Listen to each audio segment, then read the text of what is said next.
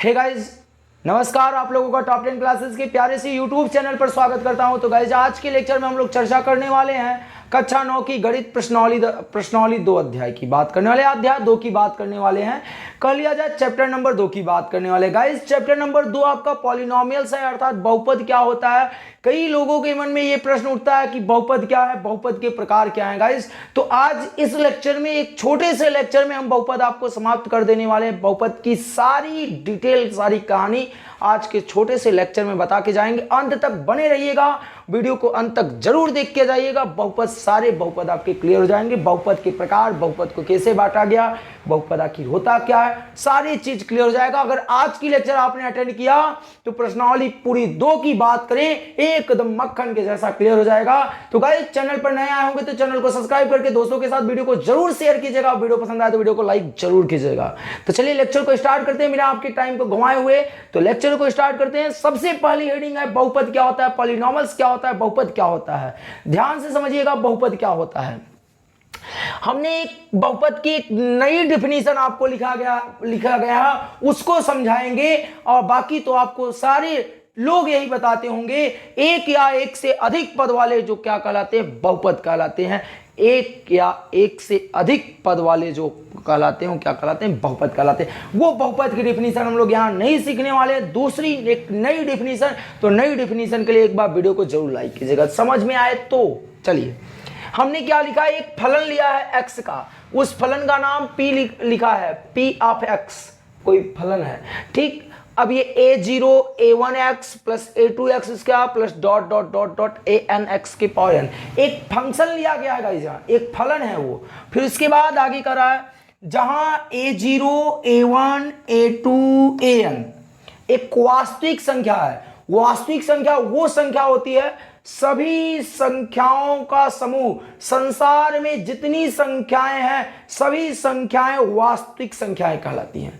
अब आप सोचो जरा सा, यदि ये बोला कि यहाँ a1 a2 an, आप यहां पर 1 2 3 4 5 6 -1 -2 -3 अंडर रूट 2 परिमेय अपरिमेय भाज्य अभाज्य, अर्थात जितनी संख्याएं हैं सारी संख्याएं यहां a1 a2 a3 के स्थान पे रख सकते हो, पर 0 के बराबर नहीं रख सकते। अर्थात an जो है 0 नहीं रखा जाएगा, an का मान 0 नहीं होगा। ध्यान से समझिएगा, फिर से बता रहे हैं, एक ये फंक्शन लिया गया। चलिए जैसे हम रखते हैं, साथ में कह रहा तथा n एक ऋणात्मक पूर्णांक है, अर्थात ये जो पावर है ये पावर कभी ऋणात्मक नहीं होना चाहिए। तो चलिए हम बहुपद तैयार करते हैं। यह आपका क्या कहलाता है, बहुपद कहलाता। तो हम इसी से बात करेंगे, इसी की बात करेंगे। यदि हम बात करें a10, यदि a10 की बात करें तो यहां पर क्या लिख दें, जैसे मैंने कहा a10 का गुणांक 1 है, a10 का गुणांक 1 है। फिर a1 का मान रखे, a1 का मान अगर 2 रखे तो 2x हो गया, a2 का मान रखे 3 तो 3x स्क्वायर हो गए। फिर dot dot dot dot plus dot dot n के स्थान पे चाहे जो भी रख सकते हो आप। तो गाइज, इस प्रकार जो आपका ये बहुपद तैयार हो रहा है, ये जो तैयार हो रहे हैं वो आपके क्या कहलाते हैं, बहुपद कहलाते हैं। वो आपके क्या कहलाते हैं, बहुपद कहलाते हैं। फिर से हम बताना चाह रहे हैं, फिर से, यदि ये आपका जो ये घात है, यदि ये घात आपकी ऋणात्मक संख्याएं हो गई, यदि घात आपका ऋणात्मक संख्याएं हो गई तो वो बहुपद नहीं होने वाला है, वो बहुपद नहीं होगा। इस बात को ध्यान से समझिएगा, इस बात को आप ध्यान से समझिएगा। फिर से बता रहे हैं भैया, एक फलन लिए हैं a0 a1x a2x square dot dot an, जहां a0 a1 a2 और an एक वास्तविक संख्या है, पर an की वैल्यू 0 नहीं होगा। और n आपका एक ऋणात्मक पूर्णांक है, ऋणात्मक का मतलब n ऋण कभी नहीं होगा, और यह आपका क्या कहलाता है, बहुपद कहलाता है। गाइस, आपको बहुपद की डिफिनीशन समझ में आया, और नहीं तो वो पुरानी डिफिनीशन एक या एक से अधिक पद वाले क्या कहलाते हैं, बहुपद कहलाते हैं, वो पुरानी डिफिनीशन है। ठीक, बात करते हैं आगे। बहुपद का मानक रूप क्या होता है, standard form of polynomials. Standard form of polynomials अर्थात बहुपद का मानक रूप क्या होता है।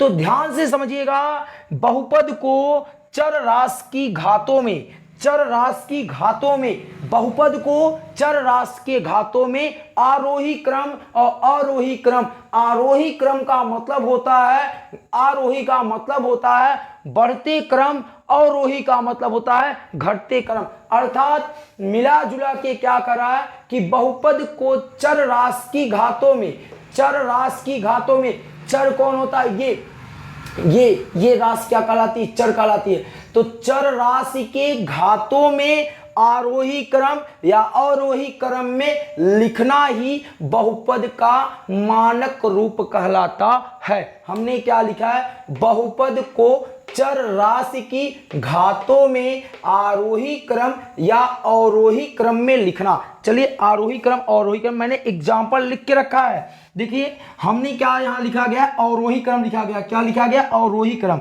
यहां देखिए सबसे पहले वो पद लिखा गया है जिसकी घात क्या है, ज्यादा है, जिसकी घात क्या है, ज्यादा है। फिर उसके बाद जिसकी कम हुई, फिर कम वाली, फिर कम वाली, फिर एकदम से कम वाली।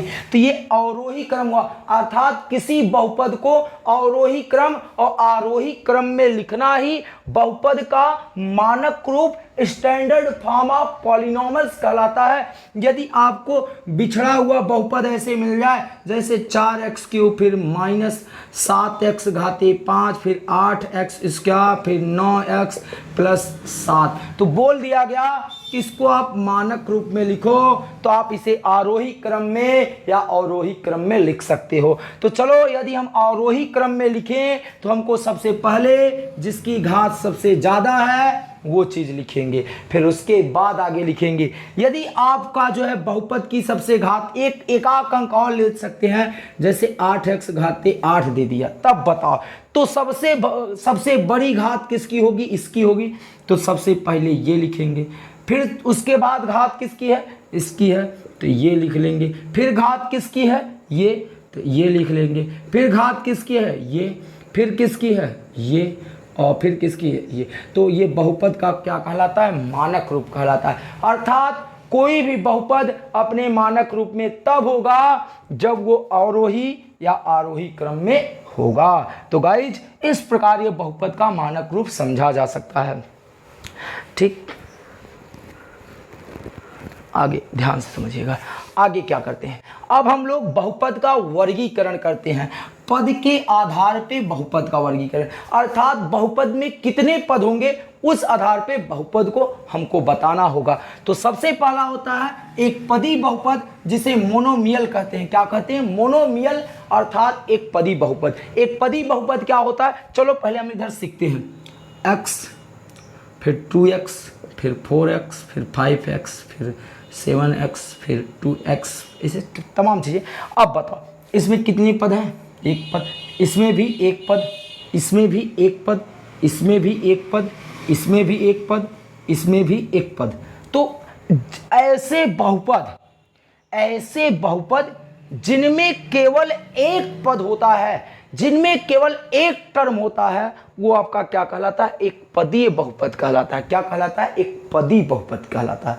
बात समझ में आ रहा है। जैसे 5x + 5x 3y² 7, तमाम चीज़ें आप बता सकते हो जिसके जो है क्या होंगे, जिसके क्या होंगे, एक पद होंगे, वो आपके क्या कहलाते हैं, एक पदी बहुपद मोनोमियल कहलाता है। बात करें बाइनोमियल क्या होता है, बाइनोमियल की बात करें अर्थात द्विपदी बहुपद, ऐसे बहुपद जिनमें पदों की संख्या क्या होती है, 2 होती है, वो द्विपदी बहुपद कहलाते हैं। एग्जाम्पल लिखा गया है, एक पद, दो पद, एक पद, दो पद, एक पद, दो पद, 2 पद से कभी नहीं ज़्यादा होगा। तो ऐसे बहुपद, ऐसे पॉलिनोमियल्स जिनमें जो है जो डिग्री होती है, डिग्री नहीं, जो टर्म होते हैं वो क्या होने चाहिए, 2 होने चाहिए। अर्थात पदों की संख्या 2 होगी तो बाइनोमियल्स कहलाते हैं, बाइनोमियल कहलाते हैं। बात करते हैं अगले बहुपद की, त्रिपदी बहुपद, जिसे हम लोग क्या कहते हैं, ट्रिनोमियल या ट्राइनोमियल, चाहे जो भी आप कह सकते हैं, ट्रिनोमियल या ट्राइनोमियल, जो भी आपकी इच्छा करें। तो त्रिपदी बहुपद क्या होते हैं, ऐसे बहुपद जिनमें जो पद होते हैं केवल 3 होने चाहिए। ऐसे बहुपद जिनमें पदों की संख्या क्या हो, केवल 3 हो, वो क्या कहलाते हैं, त्रिपदी बहुपद कहलाते हैं। क्या कहलाते हैं, त्रिपदी बहुपद कहलाते हैं। एग्जाम्पल, एक पद, दो पद, तीन पद, एक पद, दो पद, तीन पद, अर्थात इसमें न तो दो पद होंगे, न तो एक पद होगा, न तो चार पद होंगे, केवल कितने पद होंगे? तीन पद होंगे।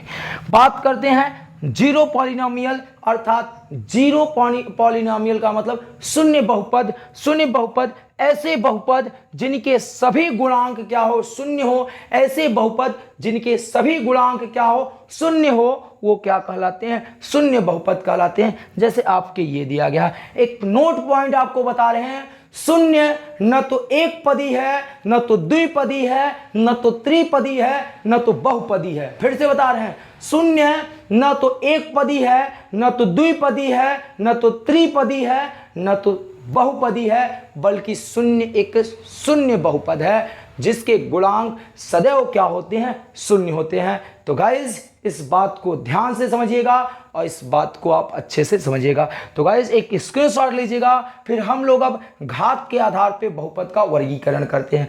आप एक प्यारा सा स्क्रीनशॉट लीजिएगा। यदि आज की लेक्चर आपको पसंद आ रही होगी तो गाइज आप लोग वीडियो को लाइक कीजिएगा और दोस्तों के साथ तो जरूर शेयर कीजिएगा।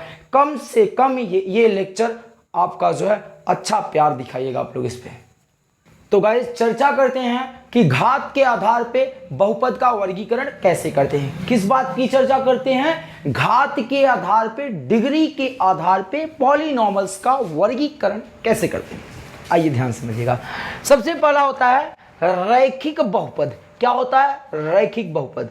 तो ऐसे बहुपद जिनकी अधिकतम घात क्या हो? एक हो। ऐसे बहुपद जिनकी अधिकतम घातों की संख्या क्या हो? एक हो, वो क्या कहलाते हैं? रैखिक बहुपद कहलाते हैं। लीनियर पॉलिनोमियल्स कहलाते हैं। लीनियर पॉलिनोमियल्स क्या होते हैं? ऐसे बहुपद, ऐसे पॉलिनोमियल्स जिनके अधिकतम डिग्री कितनी होनी चाहिए? एक होनी चाहिए, वो हमारे क्या कहलाते हैं? रैखिक बहुपद, लीनियर पॉलिनोमियल्स कहलाते हैं। एक घात वाले बहुपद रैखिक बहुपद कहलाते हैं। आप यहाँ देखिए, इनकी उदाहरण दिया गया है। हर एक की अधिकतम घात कितनी है? एक है। तो अधिकतम घात कितनी है? एक है। तो जो एक घात वाले बहुपद होते हैं वो रैखिक बहुपद कहलाते हैं। बात करते हैं दूसरा द्विघात बहुपद, क्वाड्रेटिक पॉलिनोमियल्स। वो क्या होता है? घात दो वाले बहुपद द्विघात बहुपद कहलाते हैं। अर्थात ऐसे बहुपद जिनमें अधिकतम घातों की संख्या क्या होती है? दो होती है। देखिए इनकी अधिकतम घात कितनी है? दो है। तो इनकी जो अधिकतम घात है दो है, तो घात दो वाले पद क्या कहलाते हैं? बहुपद कहलाते हैं। बात करते हैं त्रिघात बहुपद, क्यूबिक पॉलिनोमियल क्या होता है? तो घात तीन वाले बहुपद त्रिघात बहुपद कहलाते हैं। ऐसे बहुपद जिनमें घातों की अधिकतम संख्या क्या हो? तीन हो, वो त्रिघात वाले बहुपद कहलाते हैं। जैसे आपको एग्जाम्पल में दिया गया है, देखिए अधिकतम घात कितनी है? तीन है। यहाँ तीन, यहाँ भी तीन, तो यहाँ अधिकतम घात कितनी है? तीन है। कुछ नोट पॉइंट आपको लिख के दिया गया है कि शून्य बहुपद की जो घात होती है वो परिभाषित नहीं होती। जैसे आपको ये लिख दिया गया कि x के पावर 0 या 0 x के पावर 0 ऐसे, तो 0x के पावर 1। तो ये शून्य बहुपद की जो घातें हैं, ये 0, ये जो 1 है, ये एक मिनट देखिए, तो जो 0x के पावर 0, इनकी जो घात ये 0 है, इसको हम परिभाषित नहीं कर सकते हैं। इनकी जो घात है इनको हम परिभाषित नहीं कर सकते हैं गाइज। तो इस प्रकार शून्य बहुपद की जो घात होती है वो परिभाषित नहीं होती है। अगली नोट पॉइंट क्या है? जो शून्य होता है न तो वो एक पदी होता है, न तो द्विपदी होता है, न तो त्रिपदी होता है, न तो बहुपदी होता है, केवल शून्य बहुपद होता है। क्या होता है? शून्य बहुपद होता है। फिर हम लोग अगली टॉपिक की चर्चा करते हैं। लास्ट डिग्री ऑफ पॉलिनोमियल्स क्या होता है? बहुपद की डिग्री यानी बहुपद की घात क्या होता है? तो अच्छे से समझिएगा, लिखा गया है बहुपद में सबसे बड़ी घात वाले पद के घातांक को बहुपद की घात कहते हैं। बहुपद में सबसे बड़ी घात वाले, तो चलो इस बहुपद में सबसे बड़ी घात किसकी है? इसकी है। तो बड़ी घात वाले पद के घातांक को, घातांक कितनी है? 3 है। तो इसकी घात कितनी हो जाएगी? इस बहुपद की घात कितनी हो जाएगी? 3 हो जाएगी। अब आइए फिर से हेरिए, सबसे बड़ी घात वाले पद, सबसे बड़ी घात वाले पद के घातांक ही बहुपद की क्या कहलाती है? घात कहलाती है। क्या कहलाती है? घात कहलाती है। गाइज इसमें देखिएगा सबसे बड़ी घात वाले पद की घातांक कितनी है? 4 है, तो घात कितनी कहलाएगी? 4 कहलाएगी। तो इस प्रकार बहुपद में जो सबसे बड़ी घात वाला पद होता है, सबसे बड़ी घात जिस पे लगे, सबसे ज्यादा संख्या जिस घात पे लगी हो, वो आपकी क्या कहलाती है? बहुपद की घात कहलाती है, डिग्री ऑफ पॉलिनोमियल्स कहलाता है। तो गाइज आज की लेक्चर में हमने बहुपद को डिटेल से जान लिया, बहुपद की कहानी और बहुपद के प्रकार सारे डिटेल से जाना। यदि आपको लेक्चर के दौरान किसी भी टॉपिक में कोई भी डाउट आया होगा तो आप कमेंट बॉक्स में कमेंट जरूर कीजिएगा, और नहीं तो वीडियो पसंद आई होगी तो वीडियो को लाइक करके दोस्तों के पास जरूर शेयर कीजिएगा, और इस वीडियो पर अपना प्यार जरूर दिखाइएगा। वीडियो को गाइज लाइक जरूर कीजिएगा। लेक्चर को समाप्त करने से पहले एक लास्ट क्वेश्चन पूछ के जा रहे हैं गाइज, उस लास्ट प्रश्न का जवाब आप कमेंट बॉक्स में जरूर दीजिएगा। हर एक स्टूडेंट उस प्रश्न का जवाब देंगे कमेंट बॉक्स में। वो प्रश्न क्या है? ये लिखा गया है 1 + 3x - 4x² + 5x³ + dot dot. आपको कमेंट में बताना है कि ये जो दिया गया पद है, ये जो दिया गया पद है बहुपद है या नहीं, केवल हाँ या ना, पॉलिनॉमियल्स है या नहीं है। हम आपके कमेंट, आपके जवाबों का, आपके उत्तर का कमेंट बॉक्स में इंतजार करेंगे। आपके हर एक आपको जवाब देना पड़ेगा गाइज। इस प्रश्न का जवाब आप कमेंट बॉक्स में जरूर दीजिएगा। मिलते हैं आपको नेक्स्ट लेक्चर में। प्रश्नावली 2.1 को लेकर बिल्कुल आसान तरीके से सीखेंगे। तब तक के लिए आप वीडियो को दिखे, एंजॉय कीजिए और दोस्तों को भी मौका दीजिए वो भी इस वीडियो को देखें। तो आपको गाइज मिलते हैं आपको नेक्स्ट लेक्चर में। तब तक के लिए जय हिंद, जय Bharat. Thank you all dear student.